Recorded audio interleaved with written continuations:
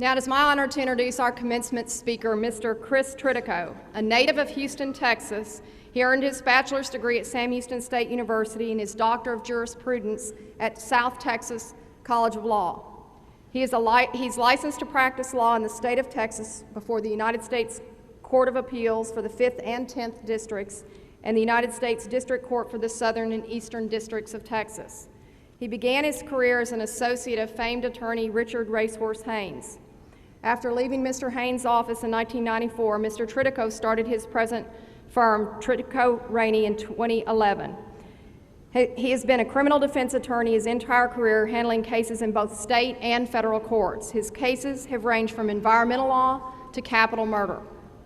He was named one of Texas Super Lawyers from 2003 to 2014 by Texas Monthly, one of the top lawyers for the people by H Texas Magazine for 9 years, and one of Texas' top-ranked lawyers in 2012, and the National Trial Lawyers Top 100 Lawyers for 2012 through 2014.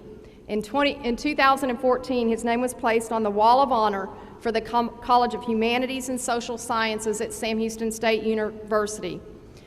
He's also been given the Reflections of Hope Award by the Oklahoma City National Memorial and Museum. Since '88, he has represented the Houston Federation of Teachers with more than 6,000 members. In addition, he's represented notable athletes such as Moses Malone, Gary Sheffield, and Julio Lugo. In '97, Mr. Tritico was one of the trial lawyers who represented Timothy McVeigh in the Oklahoma City bombing case. He's appeared on Good Morning America, World News Tonight, Nightline, CBS Evening News, Meet the Press, Dateline NBC, 2020, CNN, Fox News Channel, Court TV, and others across the nation. He's the host of Fox 26 Law and the Roundup on Fox, and he's a legal analyst for Fox 26 and News Radio 740 in Houston. Ladies and gentlemen, please join me in a warm Bearcat welcome for Mr. Chris Tritico.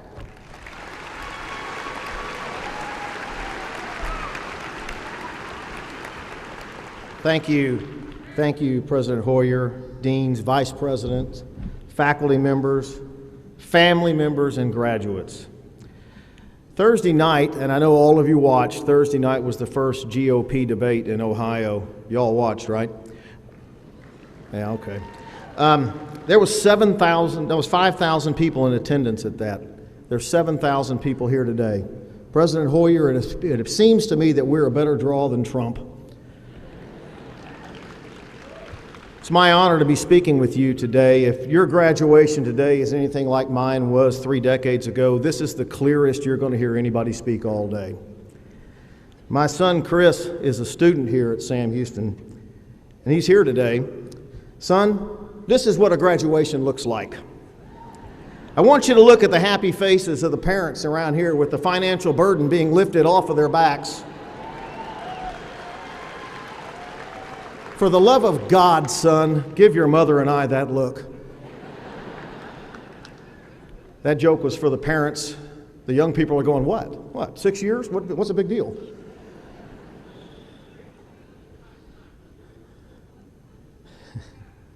I remember 32 years ago, sitting in these very chairs in this very arena, contemplating what was next in my life and where my life's journey would take me. My time here at Sam Houston was rewarding, to say the least. It was actually the beginning of a wonderful journey for me. As president of the Student Government Association, I stood next to Dean Marks and watched Old Main burn to the ground. That's not a wonderful memory, it just happened to happen while I was the president. I do have wonderful memories of my time living in King Hall in the Pines Apartments. I won't talk to you about what I did on Friday and Saturday nights at the bars, but I do have memories of that. I met and married my love, Debbie.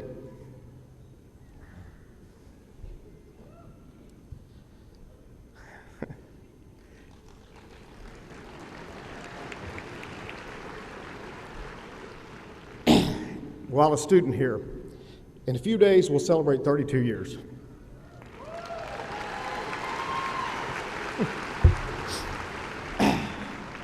I didn't see that coming. Sam Houston State University has opened doors for me. It has opened doors for you. Graduation day is filled with speeches and grandeur for a job well done. Your achievement is remarkable. Your accomplishments are to be celebrated. Tonight will be filled with parties and family and friends, because in just a few moments you will join a very elite club, a graduate of the best university in Texas.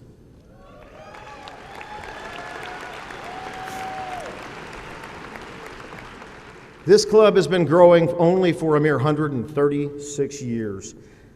Today I want to talk to you about a milestone for me and a milestone for our country. Earlier this year was the 20th anniversary of the Oklahoma City bombing. April 19th, 1995 was a day of awakening for America, a day of demarcation, if you will, like when JFK was shot or the World Trade Centers were hit. Your life is either before or after the bombing. 168 people died, many of them children, in a daycare center. The devastation was horrendous. The bombers were the number one enemies of America, and they were ours. American citizens born and raised here. The moment they were caught, they were convicted by the press and in the court of public opinion. One of them was my client. I played a very prominent role in defending the indefensible. As a criminal defense attorney, one of my career goals has and is to take the hardest of cases and do everything I can to assist that client through a difficult process. Still, the case of the United States versus Timothy McVeigh represented a huge risk for me. It was the biggest case in American history. The eyes of the nation, the eyes of the world were on it. And I was brought in a mere 6 weeks before the trial started. The trial was being held in the federal courthouse in Denver. My practice is in Houston, Texas. I would be living and working out of a suitcase. When I arrived in Denver, I was assigned all the forensics. Those of you in sciences know that's the scientific part of the case. And there were mountains of it, 5,000 pages of FBI lab notes, 100,000 photos, over 100 hours of videotape, over 100,000 pages of written witness interviews. I never wanted to be an engineer or a scientist. I never took the classes to study science. And so this was a crash course for me. I left home on Valentine's Day, 1997. I came home in July of 1997. I saw my family a mere 3 times in the interim. I worked 16 hours a day, Monday through Saturday. On Sunday, I took some time off. I slept in till 9 a.m. When the trial ended, I had lost 40 pounds. Now, you can tell by looking at me that I have since found it. When I came home, I had not one case left on my docket. Over the past 20 years, I have given hundreds of interviews all over the country and all over the world about my role in the case and my work with Tim McVeigh. One question comes over and over: how can you stand up for somebody like that? As we look at the daily news going on right now, the question still resonates, doesn't it? There are lawyers who work just as hard and give just as many personal sacrifices for the Boston bomber Dzhokhar Tsarnaev or theater shooter James Edward Holmes. There are lawyers working tirelessly on behalf of church shooter Dylan Roof, theater shooter John Hauser. The question remains, how could you stand up for somebody like that? When I was a young man, my parents taught me about living my life. They told me there are simple but important principles that should guide your life: honesty, integrity, and professionalism. Well, they were right. These principles have guided my life and my law practice. 3 simple traits that make great professionals and great people. Now, I know this sounds a little bit simplistic, doesn't it? But honesty, integrity, and professionalism will give you a leg up.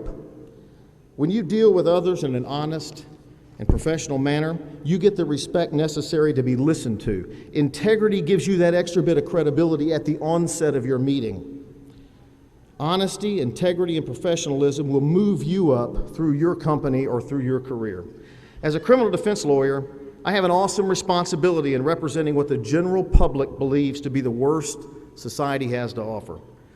Lawyers cradle the lives of their clients in their hands. It's our decisions, our actions that can dictate not only the results, but how long somebody continues to breathe. At times, our obligation to our client is to have a very frank discussion with someone who's going to go to prison about pleading guilty to mitigate the problem, or talking with someone who's very scared that they need to go to trial, which is always a risk.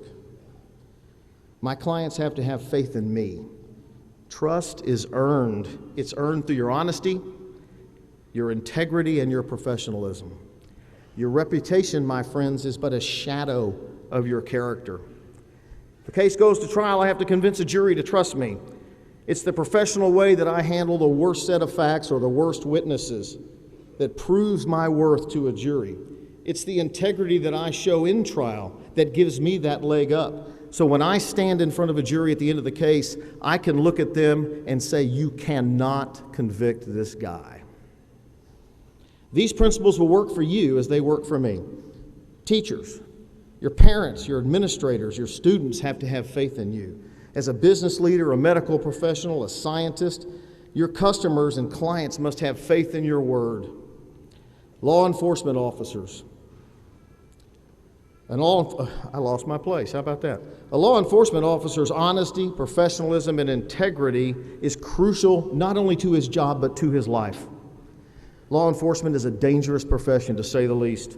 With the public's changing views in the last few years about law enforcement, you, as a law enforcement officer, through your honesty and professionalism and integrity, can work to change that image. Traffic stops are as dangerous as a law enforcement officer will ever encounter. It's the goal. No, it's the duty of the law enforcement officer to keep that stop from escalating out of control. And if it does escalate out of control, we have all seen the unfortunate consequences. How can you stand up for somebody like that? Our system of jurisprudence, our Constitution, requires that people like me, people like you, stand up for people like Timothy McVeigh. The day that we accept that the full protection of our Constitution does not apply to a Tim McVeigh or a Dzhokhar Tsarnaev or a James Edward Holmes, it won't work for anybody. The slippery slope that is created by our hatred of one person or one act will bring about the end of a justice system. I'm proud to be one of the protectors of our rights. It's lawyers that created this system and lawyers that safeguard our system of justice every day. On April 19th of this year, I, along with the other lawyers who participated in the Oklahoma City bombing trials, were awarded the Reflections of Hope Award at the memorial at the site of the bombing in Oklahoma City on the day of the bombing. I went there to receive the reward, the recognition, and the warm reception that I received from the victims of the Oklahoma City bombing is the greatest testament I have to my life of honesty, integrity, and professionalism. I'm proud every day to stand up for the accused. I'm proud to look our government in the eye every day and say, prove it. When the government can't, I'm proud to walk my client out the front door. I'm proud of my role in protecting the freedoms guaranteed by our Constitution and our Bill of Rights. I am passionate about what I do. I'm passionate about helping people through the worst problem they will ever face in their life. It doesn't matter how horrendous the accusation is, we can never shy away from our duty to stand up for the Constitution. This is human tragedy that we're dealing with. This is not stats in a football game. We have to deal with this tragedy with honesty, professionalism, and integrity to sort out these horrible, horrible problems. I am one of the defenders of freedom. We are the individuals that ensure that our system of justice works every day for every person. Without the lawyers and judges who make up this system, without the people who believe and practice with honesty, professionalism, and integrity, there is no system at all. Now, I tell you this long story to highlight my passion. I love what I do. I'm proud every day to stand up for our Constitution. I want you to find that passion in your career. You see, success comes in so many different ways. It comes by moving your career forward. It comes by being a good parent and a good mentor. It comes by being a good neighbor, a member of society. It comes from being a good citizen. It all boils down to this. Find that which you are passionate about and run with it, and do it with honesty, professionalism, and integrity, and the rewards will come to you as a result of your hard work and your values. Your degree today is opening doors for you. Sam Houston State has given you the tools to make an impact both professionally and personally. Are you going to charge through that door? Every night when you lay your head down, I want you to ask yourself one simple question. Did I make a difference today? Did my work, my passion, my professionalism, my honesty, my integrity, did it make a difference in somebody's life today? If your answer is yes, your success will come. Your time will come, and with that, the rewards will surely follow. I know I speak for your families when I say your degree is worth their sacrifice. Show them that their sacrifice of love did not go unnoticed. Show it to them with words, deeds, and acts. As a graduate of Sam Houston State, your future is in your hands. Sam Houston State has opened doors for you. Are you going to saunter through that door, or are you going to bust the damn thing down? You've made your families proud. You're on your way to a lifetime of success. I want to thank you for allowing me to talk with you today, and I want to leave you with this one thought. When you go out tonight and start celebrating, just remember, I charge $500 an hour. Thank you very much. Eat 'em up, cats.